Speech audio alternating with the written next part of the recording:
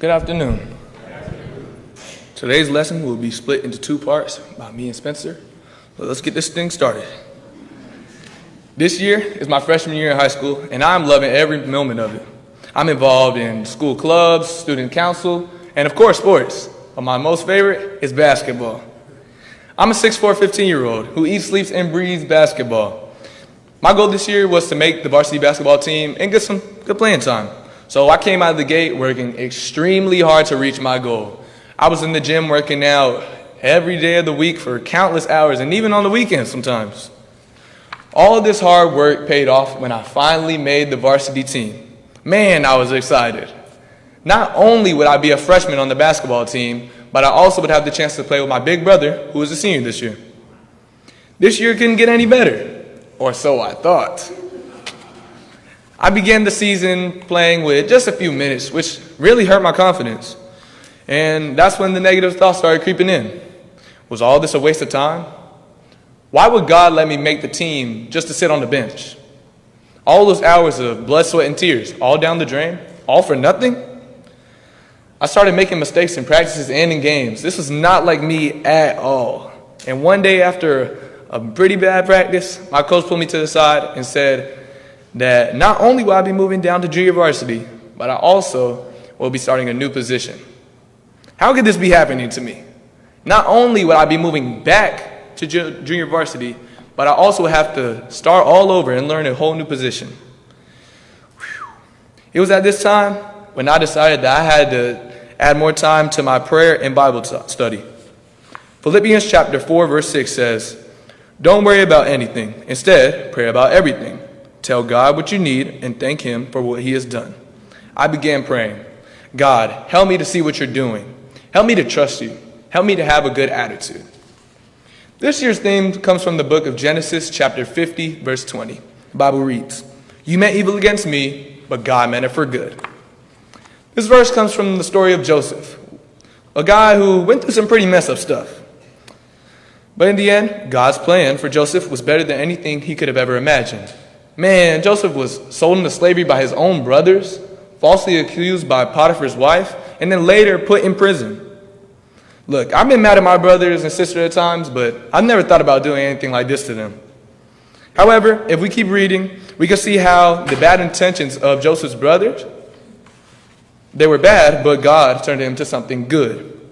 In Genesis chapter 39, the Bible reads, the Bible tells us over and over that the Lord was with Joseph, so he succeeded in everything he did.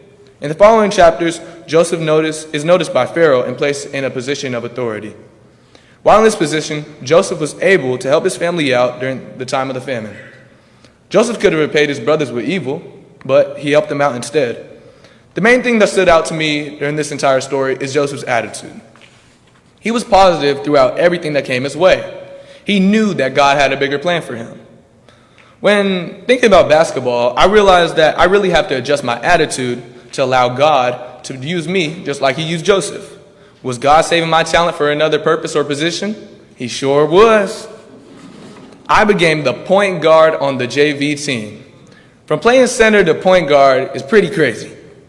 I knew that I had to shift my focus onto shooting, dribbling, passing, playmaking, which I had not been doing much of before, but most importantly, being a leader of the basketball team.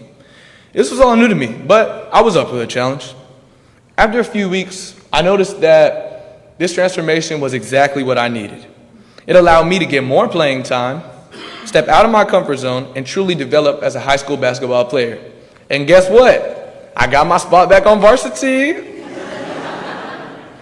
But looking back, I wasn't happy when my coach moved me down from varsity to JV. But now, I know that everything happened for a reason. God gave me time to get better at a new position so that when the time came, and it did, I would be prepared for varsity, mentally, and physically.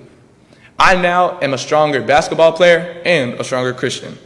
So when things seem off or not fair or not what you asked for, I have to remember that Joseph's story and understand that God is in control and not me. Sometimes when our preacher back home really wants to enforce a point, he'll say the ink is dry and hold up his Bible. Look, God doesn't want us to fail. God doesn't want the devil to win. He wants to use us for good, just like he used Joseph. Yeah, Joseph, he went through some pretty messed up stuff to overcome what he did, but he did it. We need to dig deep. As my basketball coach would say, we have to go out there, work hard, and win this thing. The devil cannot beat us if we trust in the power and strength of the Lord. The ink is dry. The proof is here. Look around. Pay attention. God meant this for good. Thank you.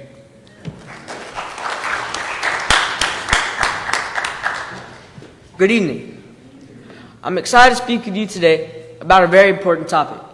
And I hope that before this day is over, that someone in this room is reminded that God has not forgotten about them and has made them for good. Our message today comes from Genesis chapter 50, verse 20, where Joseph looks at the very people that hurt him and said, "You meant it for evil, but God meant it for good." This is a very powerful sentence, and today I want to talk about how this can be meaningful to us. Maybe we didn't get thrown into a pit like Joseph, but I'm sure we've all been betrayed by people that we love, where we were at our best, but still in a mess, where everything was going wrong, but you don't understand why. If this is you, then this message is for you. Let me tell you, life is a funny way of surprising us. One minute, everything's good, your plans are set, your heart is full, everything's cupcakes and rainbows, and then boom, something happens. People change, doors close, opportunities out the window, and you're left wondering, where's God in all this? This reminds me of Gideon in Judges chapter 6, verse 13. Gideon says, "If the Lord is with us, why then has all this happened to us?" I think we've all felt like this at one point or another. Now Joseph, he didn't deserve what happened to him. He was his dad's favorite, sure, and maybe he bragged a little bit too much about his dreams, but he didn't deserve to be thrown into a pit and sold like an object. He didn't deserve to be lied about by Potiphar's wife. He didn't deserve to rot in prison, forgotten by everyone who promised to help him. But through all of it, the betrayal, the lies, the loneliness, God was still working. For we know all things work together for good, for those who love God, as it says in Romans chapter 8, verse 28. And sometimes we forget that, because when we're in the middle of the pain, we don't always see the purpose. When you're lying in your hospital bed, or staring at a bank account that can't stretch another week, or watching a loved one walk away, it's hard to say, God is working, but He is. Always. Even when we don't see it, even when we don't feel it, even when we don't understand it. You know what I've learned? The pit will teach you what the palace never could. Because in the pit, you learn to pray differently. For example, Jonah prayed a prayer inside of a whale he never could have prayed otherwise. See, you truly learn to depend on God when there's no one else to depend on. You stop pretending and start being real. And the beautiful thing is, God doesn't waste that pit. He uses it. The pain you didn't ask for can become the very platform that God uses to show His power. Maybe you've been hurt by people you trusted. Maybe your family's gone through things nobody knows about. Maybe you spent nights crying tears into your pillow, asking, God, why me? Can I tell you something? God hears that prayer. And while the enemy might have meant to destroy you, God can use that same situation to deliver you and to help somebody else through your story. Let me be a little bit honest here. Sometimes when people do us wrong, we don't think about forgiveness. We think about revenge, right? Joseph could have done that. He had every right to say, now it's my turn. But he didn't. When his brothers came back, years later, begging for food, scared of what he might do, Joseph could have snapped. But he didn't. When his brothers came back, he forgave them. Not just with words, but he gave them food. He gave them a home. He showed them grace. That's not weakness. That's faith. That's strength. That's someone that understands that God is bigger than his pain. I want to talk to the young people for a minute. I know life's not easy. Life's hard and you're trying to figure out who you are and where you belong. And this world will lie to you and tell you that just because life is hard, that God's not with you. But Joseph shows that no matter how hard lives get, that God will always be with us. So hang on, because God sees you. And to the adults in the room, the tired ones, the worn out ones, the ones who feel like they're holding everything together with a piece of tape and a prayer, can I remind you that God's not finished writing your story yet? Maybe this season feels hard. Maybe your prayers feel unheard. But God hasn't stopped writing your story yet. God's not done. He's still turned things around for your life, even if you can't see it yet. Joseph's story teaches us that things people meant to harm us can actually lead to blessings that we never saw coming. If Joseph hadn't gone through what he did, he never would have saved Egypt. He never would have saved his family. And who knows, the very thing you're going through right now can be the very thing that God is using to shape your future or the future of somebody else's. So yes, people might have meant it for evil, and life might have hit you hard, but God, oh, don't miss this. God meant it for good, not just to help you survive it, but to help others because of it. Your pain has a purpose, your story has power, and your struggle has meaning, and your God is still good. If there's anyone here tonight who needs to be baptized for the remission of your sins or needs prayers for them in church, don't wait. Come now as we stand and sing. Humble yourself in the sight of the Lord.